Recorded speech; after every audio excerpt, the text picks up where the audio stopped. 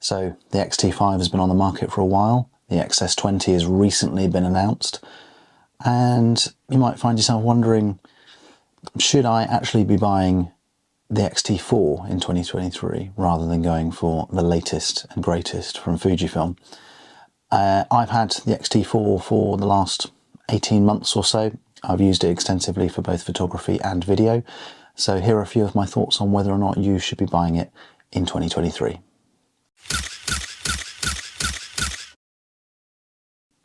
First, let's talk about basic specs. This camera uses the X-Trans4 sensor, the 26 megapixel sensor. It shares that with a range of other cameras that were launched in the last couple of years. It produces beautiful images, really nice quality, the same as you get from like the X Pro 3 and the XE4 and the XS10. It's, fundamentally you're going to get the same picture quality. So as far as photography is concerned, whether or not you're looking at any of those cameras, you're going to get fundamentally the same image quality.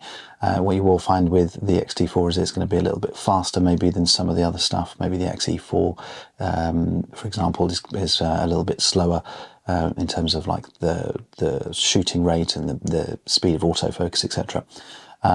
Where the X-T4 stands apart from pretty much everything else that was launched with the X-Trans4 sensor is going to be on the video side of things. So it does 4K up to 60 frames a second with a minimal crop. Does 420 internally, 10-bit color. So in terms of like color grading and stuff, if you're shooting an F-log, it's gonna the quality is going to be a bit better. It's got the flip out screen, it's got the IBIS, and it's got that sort of traditional sort of XT style body. So in terms of the cameras that were launched with the X-Trans4 sensor, it was kind of the top dog. It had the best of everything that Fuji had to offer at the time, but it kind of was a bit of an awkward child coming after the X-T3, which was a fantastic camera, which pretty much did exactly what the X-T4 did video-wise, but without IBIS and without the flip-out screen and a few other little sort of design changes. It's fundamentally sort of the same as the X-T3, but not as good for photography because it's got the flip-out screen. Some people don't like that, and it sort of had a bit of, it's like it was trying to steal from the old XH, like the XH1, but also keep the sort of X-T3 style, which didn't really mean that everybody loved it. Some people absolutely thought it was fantastic. Some people were just sort of, it wasn't really for them. So, and I kind of sort of agree with them in that sense. I had an X-T3, I'm filming on X-T3 now actually. I had an X-T3 before I got the X-T4. I sold the X-T3 to get an X-T4 and then ended up buying another X-T3 again, just because I liked both of them for different reasons.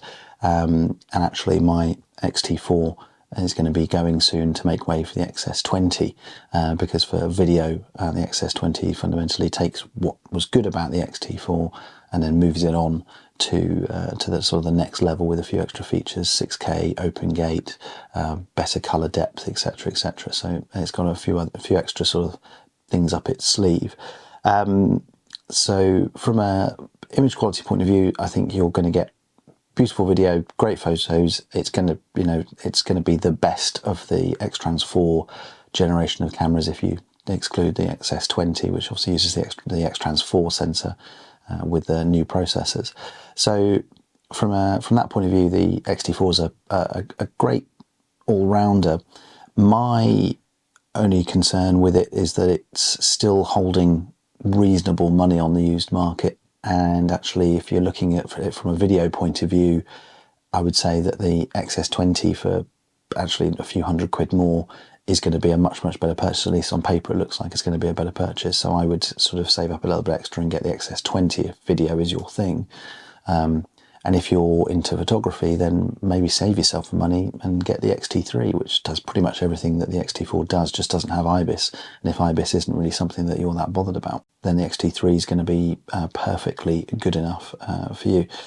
If you don't have the budget for the X-S20 and the X-T4 is kind of the top of your limit, then I think you're going to get the best of both worlds. If you are a hybrid shooter, it still is a great hybrid camera. And one of the things I will say that it definitely does better than the X-T3 is the battery life, because it comes with the newer, bigger batteries. So from that point of view, it's going to be a much better purchase. Overall, I think the X-T4 is going to be one of those cameras that in years to come we might look back and kind of it might get sort of forgotten as one of the sort of like also ran sort of Fuji cameras, rather than like the X-T3, which I think was like a bit of a stellar release for Fuji, whereas the X-T4 didn't really move the game on that far, and it was kind of had a bit of a mixed identity. It wasn't really a full hybrid, wasn't really full photo. It kind of didn't really fit into either category. So to quickly sum up, the X-T4, great image quality. The video footage that comes out of it still looks great today. It's overall is a really good camera, but I think when good quality examples are sort of trading sort of £950 plus, you start to look at the value of the thing and think, actually, you know, the X-S20 is going to be the better buy if you are a hybrid shooter. And if you're photo first, then I'd save the money and get an X-T3, because you'll save yourself a few £100 and you can put that towards another lens. So in 2023, I find the X-T4 a hard camera to really justify, even though I've loved using mine. I've really enjoyed my time with the X-T4. I've used it on lots of different shoots. I've used it for property videos, I've used it for personal videos, I've used it for sort of travel vlogs, I've used it for just walking about and just taking general shots. I've used it for promotional work. It's been a real sort of workhorse for me in terms of sort of being able to use it for multiple different things. But I wouldn't necessarily say that it really excelled at any one of those things. It kind of was a good jack of all trades. So yeah, so design-wise, it's still as good as any other XT camera. You've still got the lovely dials if that's what you're into, and it's nicely built. It fits well in the hand. I personally prefer it with the extra grip that you can get to sort of bolt onto the bottom to have a little bit more purchase, especially if you're using a larger lens with it. But overall, yeah, it's a nice camera. But I think until the prices start to drop on them, I think it's probably not one that I would be rushing out to purchase if I was sort of getting into the Fuji system in 2023.